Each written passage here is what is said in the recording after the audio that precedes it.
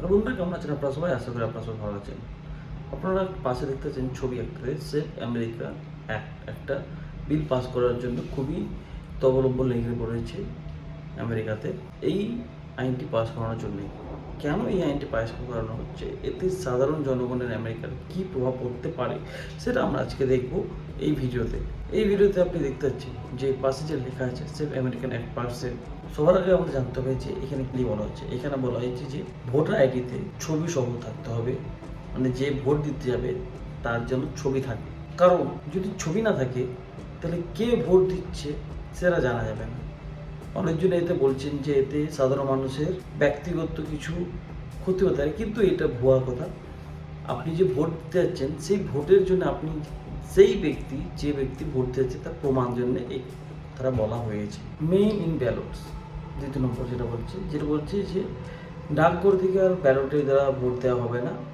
এতে অনেক জনাকোটি ভোট দিয়ে আসছে, মানে এইভাবে করে অনেকগুলি ভোট আসছে যেটা অনেক বছর ধরে চলে আসছে। এটা বন্ধ করে দিলে যে ব্যক্তি অ্যাকচুয়াল ভোট দেওয়ার সেই ভোট দিতে পারবে।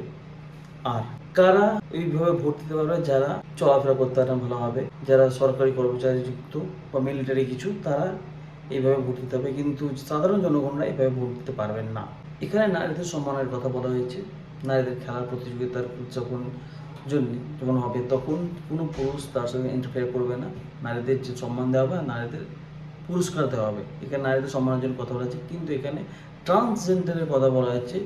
যে ছোটবেলা থেকে যারা ভুল তথ্য বা কিছু অনুযায়ী ট্রান্সজেন্ডার বা বাচ্চাদের কিছু ট্রান্সজেন্ডার করে দেওয়ার চেষ্টা করে, সেটার জন্য একটা হস্তক্ষেপ নেওয়া হবে। এই জন্য এই বিলটা তারা পাস করতে চাইছে খুব তাড়াতাড়ি। এই বিল যদি পাস না হয় তাহলে যে সাধারণ জনগণরা ভাবছে যে অনেক সময় ভুল ভোটে জিতে যায় বা ফেক মানুষেরা, মানে একটা মানুষ অনেকবার ধরে ভোট দিয়ে দেয়, তো এটা একটু কন্ট্রোল হবে। এটা যদি পাস না হয় তাহলে এটা কন্ট্রোল করতে পারবে না। মানুষের উপর বিশ্বাস আসবে যে হ্যাঁ একটা জেনুইন ভোট হচ্ছে।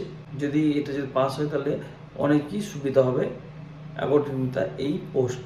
দ্বিতীয়ত হচ্ছে অবৈধভাবে যারা আমেরিকাতে বসবাস করছে তারা যাতে ভোট না দিতে পারে, যারা জেনুইন ব্যক্তি তারাই ভোট দিবে। আর তৃতীয়ত শিশুদের লিঙ্গ পরিবর্তন বা ট্রান্সজেন্ডারদের ভিতরে অনেক মতভেদ চলছে বা বিক্ষোভ দেখা যাচ্ছে। তো এইগুলোর দিক থেকে একটু আমেরিকাকে কন্ট্রোল করার জন্য এবং সাধারণ পাবলিককে ভালোভাবে রাখার জন্য এই পদক্ষেপ নেওয়া হচ্ছে। কিন্তু বন্ধুরা, আপনাদের কী মনে হয় এটা কেন করা হচ্ছে সেটা আপনারা অবশ্যই কমেন্ট সেকশনে জানাবেন। আর আপনারা বলবেন যে এটা কি ঠিক করছে এই একটা পাস করে।